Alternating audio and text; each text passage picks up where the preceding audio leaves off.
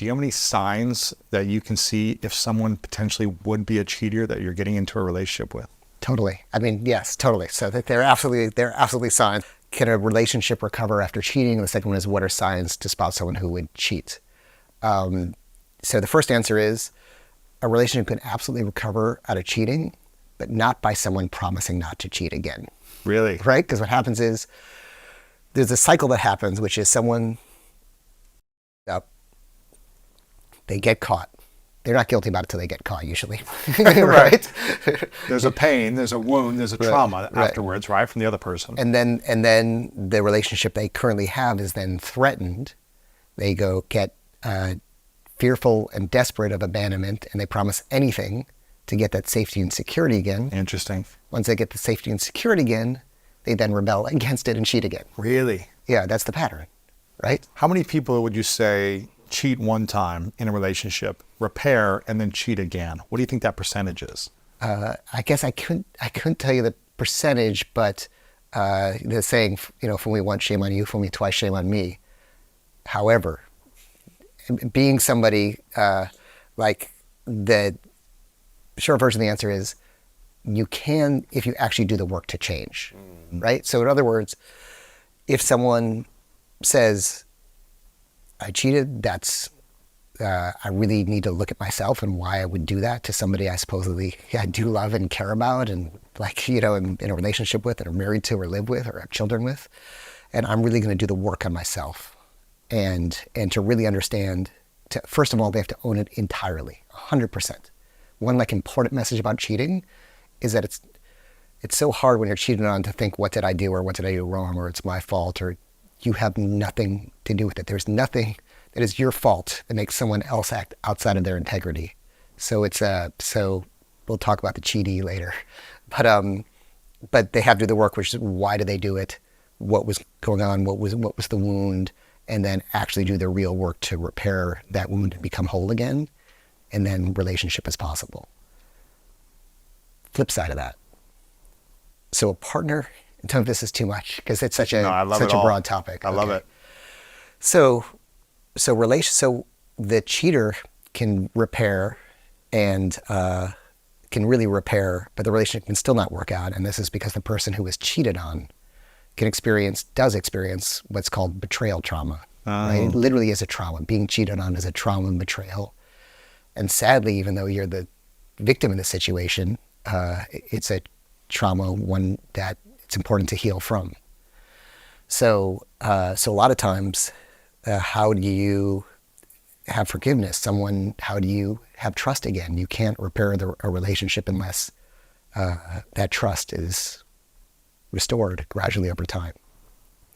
Now you've had many, open conversations in your books and on interviews, from the game to the truth. And the truth, you talked about how you were in an open relationships. I think you lived in a house at one point with everyone in a relationship with everyone type of thing. Yeah, and you were at that house. That was that same house. Right. It was like a bunch of people lived together and just had open love, essentially. Right. Yeah. And because I think at one point you said, this is the way. And then you flipped it to, no, monogamy and intimacy with one person and commitment, that's the way. And then, it's kind of gone back and forth. Where are you now in terms of relationships, of what is a healthy, loving way to be in the best relationship possible? Yeah. I think to back it up, when I started writing the book, The Truth, I think it's interesting. For me, I start writing a book with a question, and the book tells me the answer, right? Not say, because I started writing the book thinking monogamy isn't natural, monogamy doesn't work. It's just, there are all kinds of evolutionary reasons why that support this. But what I've actually found out, and I think this is 100% true of just about everybody, is that if you are not healthy in one kind of relationship, you won't be healthy in the other kind of relationship. So I found there's so many couples or thruples, or whatever you want to call them, in open relationships and polyamorous relationships that still cheat. Really? And I found it happen so often. But cheating might be like, okay, there's some just small rule. It's like, just be protected, right? And they're not they protected. Get carried away, and they're not, or don't do that, or this or that, or being honest. So I found that the amount of cheating happens the same almost in all relationships across the board. Yeah. Even in open relationships, people still cheat. There's still cheating or betrayal or this. And again, there are some that are amazingly healthy and great ones I've seen, and just like they're healthy monogamous relationships. But that said, I believe if you're not healthy in one kind of relationship, you won't be healthy in another kind of relationship.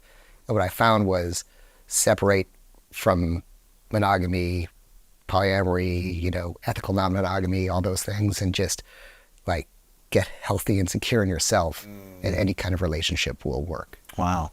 That said, to have a healthy, non-monogamous relationship, it takes a lot more work on yourself in terms of communication and, emotional maturity and all those sorts of things. Do you know anyone in a 20, 30 year plus open relationship that have been together themselves, but are in an open relationship, that have a thriving relationship, healthy, conscious relationship together, lots of love, lots of trust, have kids and have raised healthy, conscious kids as well? Have you seen that? I have seen it. Really? And yeah, I have seen it. And I think just to, I think, in a sense, I think that, let me start with this. There's actually a study on polyamorous families that showed, and again, I guess studies can show anything, right? Right. And to prove whatever point you want. Exactly. Yeah. I think there's even a study on studies that shows, it just confirms the bias that the researcher had at the beginning, especially in psychological studies. But that said, that children born in healthy, poly families grow up healthier, because I think it actually makes sense if you have more loving caregivers. How great is that, instead of just mom and dad? Wow, that's interesting. But the answer is, the unhealthy version of an open relationship is when one partner wants to explore other partners, the other partner doesn't, but they don't want to lose that partner, so they're reluctantly accept it. That's the unhealthy version. But they don't really want it, but they accept it because they don't want to lose something. Yes, so they just go along with it even though it's against the way they feel. Is that a lack of self-worth or a lack of creating boundaries in that person? I think it comes from both sides. I think one side has a narcissism, right? It's the balance. One side has narcissism, and the other side has the opposite, insecurity. And together, that's how that dynamic works. Wow. So I think it's sort of on both sides. Versus a healthy one is, if you think about it this way, there's three entities in a relation, which is the person, one partner, the other partner, and then the relationship itself. Or if there's more partners, you can do it. But the relationship itself, and if you're going to choose to explore, and I really think that a lot of couples want to explore, there's just fears attached to that. Yes. Right? Even just for a night or a weekend, but there's fears attached to that. So I think we should kind of remove those definitions, and I'll talk about that in a second. But I think everything you do should be healthy for all three entities. So in other words, we're in a relationship, but I feel trapped, so I want to just go have another experience with someone else, and you're going to let me even though it hurts you. Well, that's not good for you or the relationship. So if you think about what can be good for all three, and if it's a yes or a green light, then go. Thank you for watching this video. If you want more inspiring clips like this, make sure to click right here to subscribe, and click right here to watch that next video that is specific to support you in your life.